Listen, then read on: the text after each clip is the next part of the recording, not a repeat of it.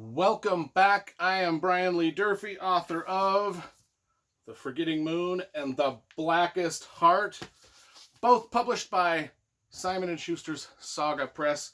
Today I'm going to be reviewing Robert A. Heinlein's The Moon is a Harsh Mistress. This thing came out in 1966. This is the 1966 version. Let's look at the cover. You know, I always talk about the covers first. I love graphic design. I love cover illustrations. I think this is a pretty cool illustration. It's like very 50s, 60s sci-fi illustration. Decent, competent painting. And it's a striking book considering 1966. You know, I give it an A. What's this thing about? You know, for the longest time, Stranger in a Strange Land was the only Heinlein book I'd ever read. I mean, for 30 years, literally, folks, 30 years. And then about 6 months ago, I read Starship Troopers. You can see my review of that. And now I am reading my third Heinlein book ever, The Moon is a Harsh Mistress. I'm reading these not in order of publication. I'm reading them in accordance to how many Goodreads reviews. Like, the most popular one is clearly Stranger in a Strange Land.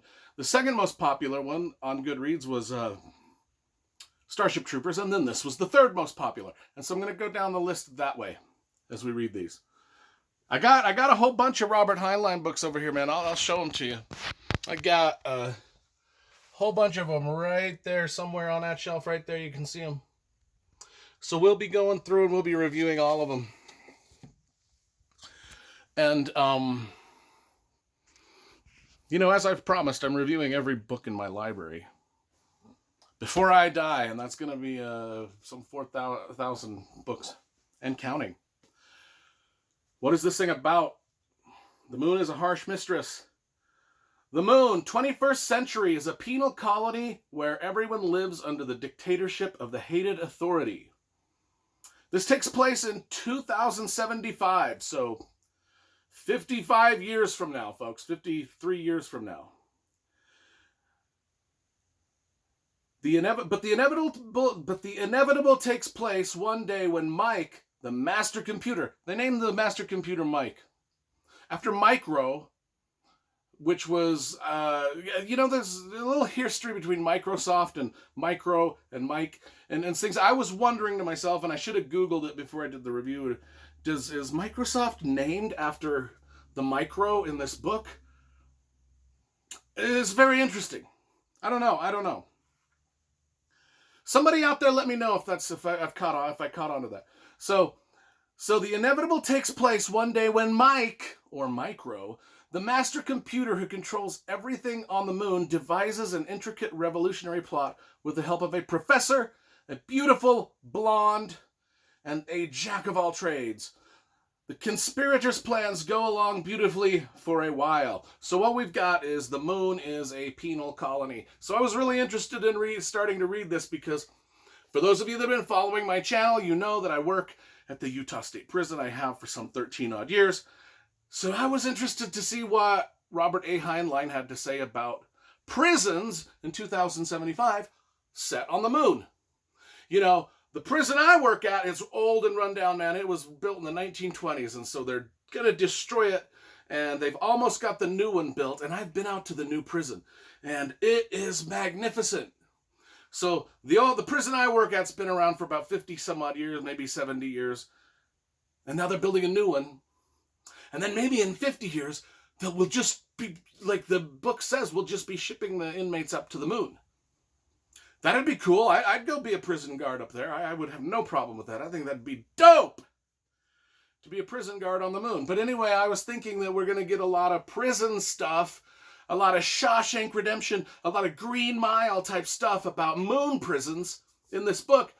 And I was a little bit let down. It's not really about the prisons per se. It's more about Mike, the computer, and this beautiful blonde woman named Wyoming, who's mentioned to be beautiful and blonde and voluptuous, Every time she steps on scene, I don't even have a problem with that. I like books about beautiful people, so I'm never going to be the one to complain about, why do they gotta mention the physical attributes of all the characters all the time? No, I'm a superficial guy. I don't care. Every time she walked on scene, I was happily reminded that she was smoke show, baby. Yeah, I don't give a fuck. Anyway, prison experience. Was there any prison experience? Nah, I was a little let down with that. Another thing is, as we talk about the computer Mike, who comes up with this plan to, with the penal colony,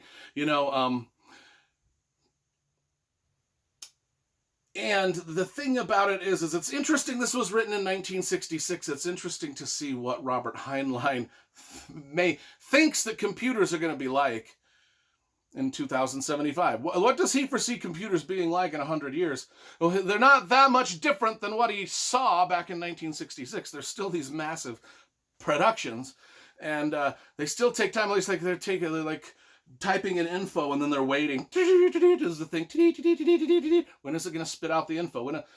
Dude, you missed the mark, Heinlein. You missed the mark. Now we got phones that you just type into Google, and it instant. Beep, beep, beep, up the satellite, back down. Boom.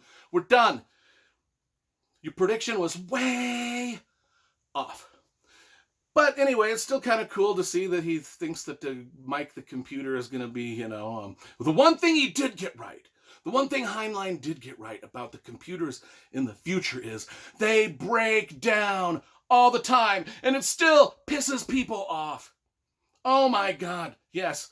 The computer, Mike, he does his own thing and breaks down a lot and stuff like this, and the other computers that they're dealing with too, and it sends the humans into a rage. I've been there, Heinlein.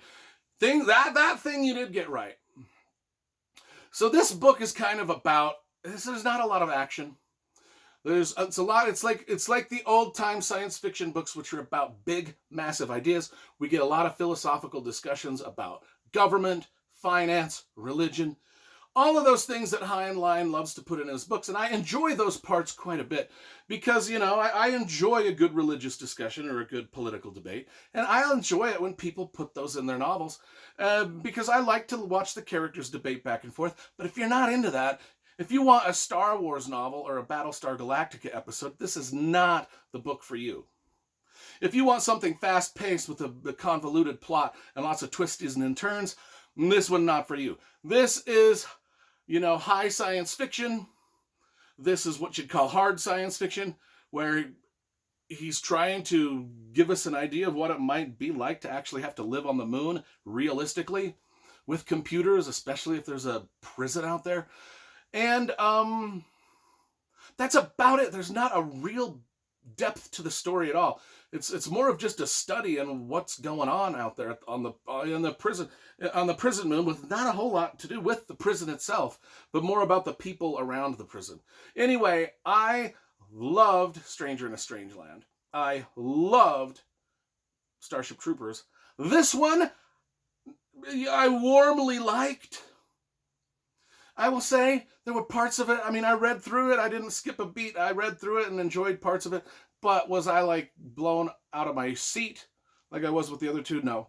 So I'm going to give The Moon is a Harsh Mistress about a 6.5, which is better than average, but not the high bar that I was expecting for a Heinlein book.